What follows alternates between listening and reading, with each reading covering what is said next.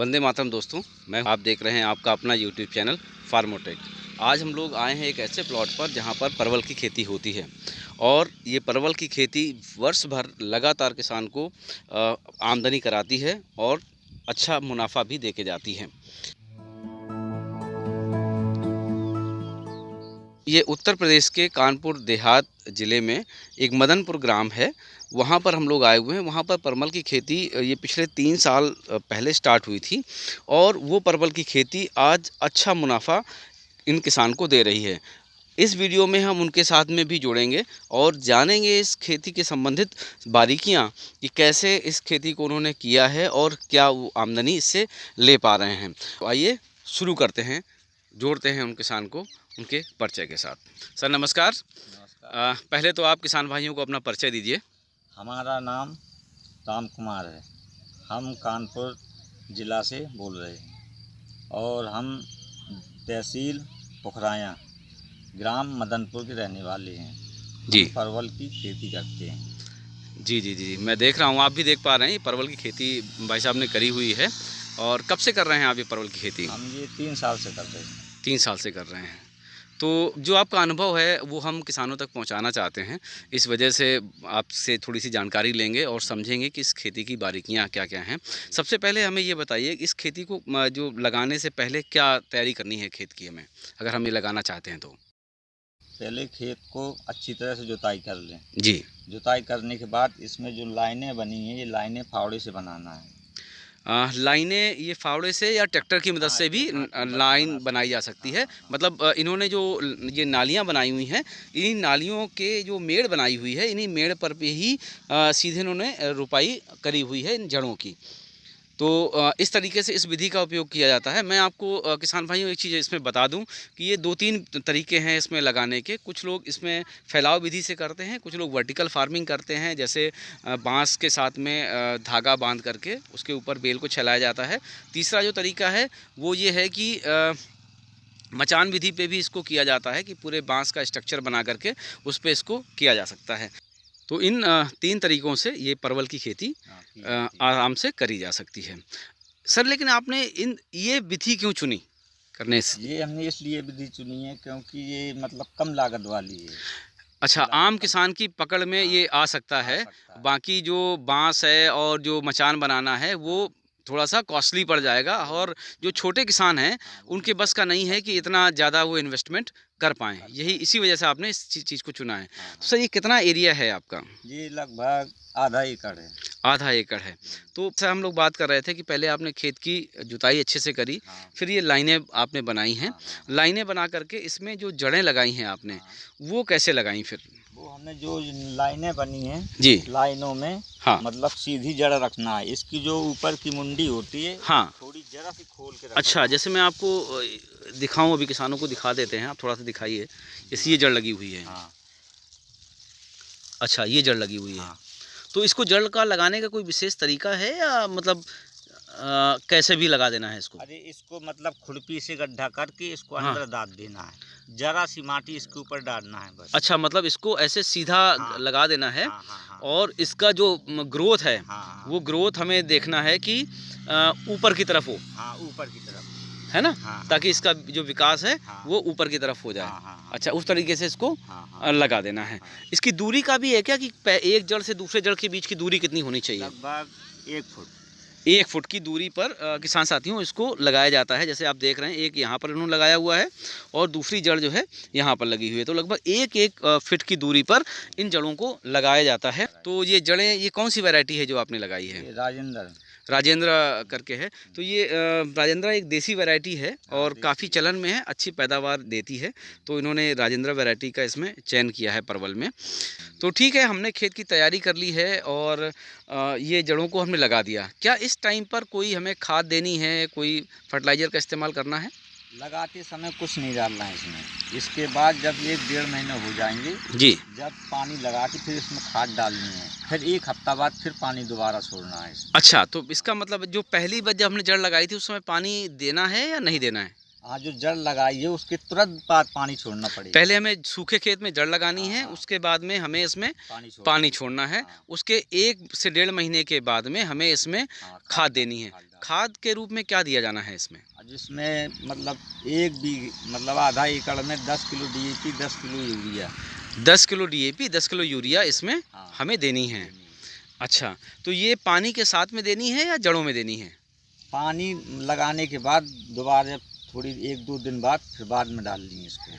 तो जड़ों पे डालेंगे या ऐसी नाली में डाल देनी है? नाली में डाल दो, वो खींच लेती है खुद। अच्छा, जड़ों में नहीं सीधे डालनी है, हमें नाली में डालनी है ताकि कहीं फर्टिलाइज़र कम ज़्यादा ना हो जाने की वजह से जड़ों में कोई नुकसान ना हो, इस वजह से आपने नाली में डाल दी है और वो पौधे अपने आप जड़ों के माध्यम से खींचते रहेंगे, पानी के माध्यम से वो पहुँचती रहेगी।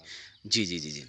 सर एक चीज़ और है, जैसे आपने इसको लगाया है 1 फीट की दूरी पे आप बता रहे हो इसको लगाया है, आपने ये नाली के साथ-साथ में ये खाली जगह भी छोड़ी हुई है ना? तो ये खाली जगह आपने क्यों छोड़ी हुई है? हमने इसलिए खाली जगह ये छोड़ी कि जो जिसकी ये बेल है इस हाँ। खाली जगह में हाँ। छैल जाएगी।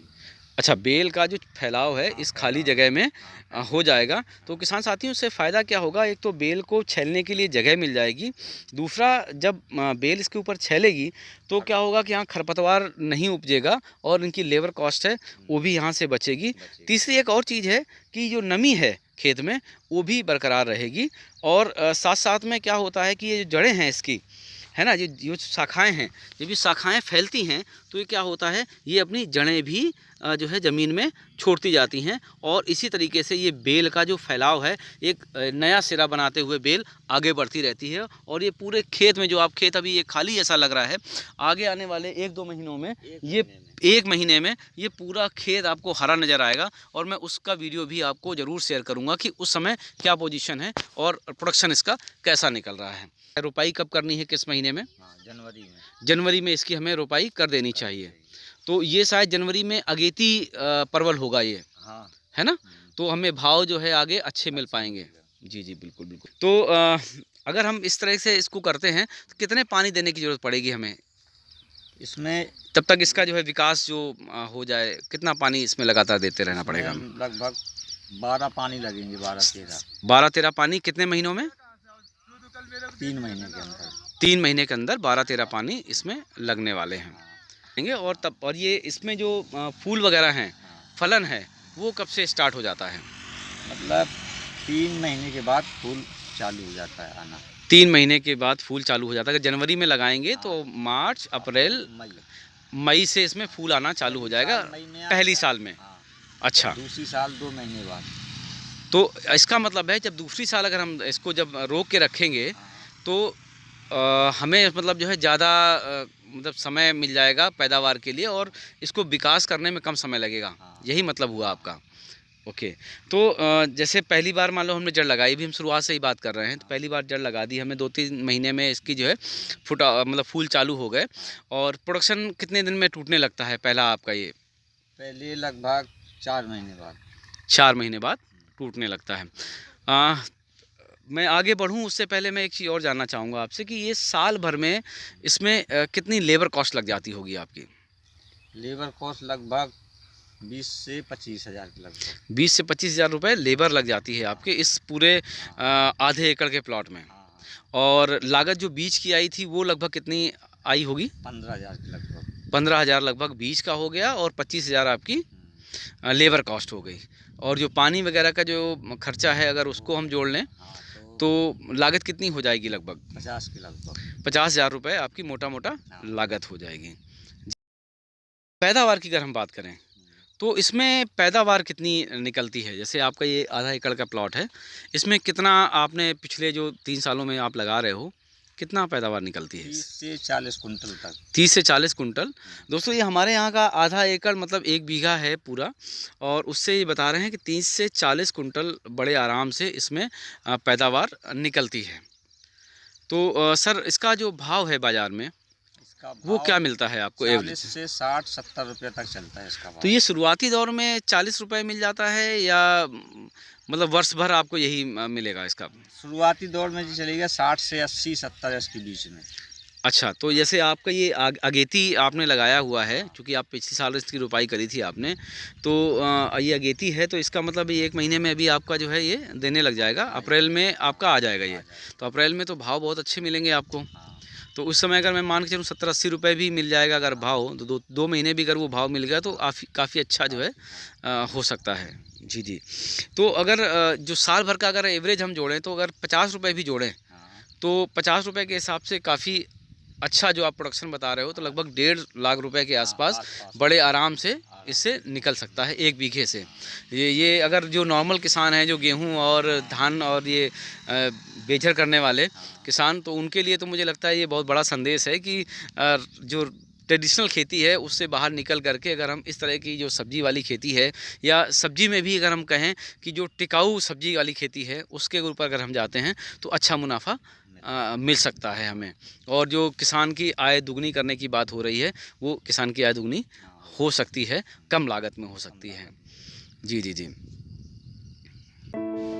सर, आपने अपना कीमती समय दिया, उसके लिए बहुत बहुत धन्यवाद। और आपने जो जानकारी हमें दी है, निश्चित तौर से वो किसानों के काम आएगी और किसान उसका लाभ उठाएंगे।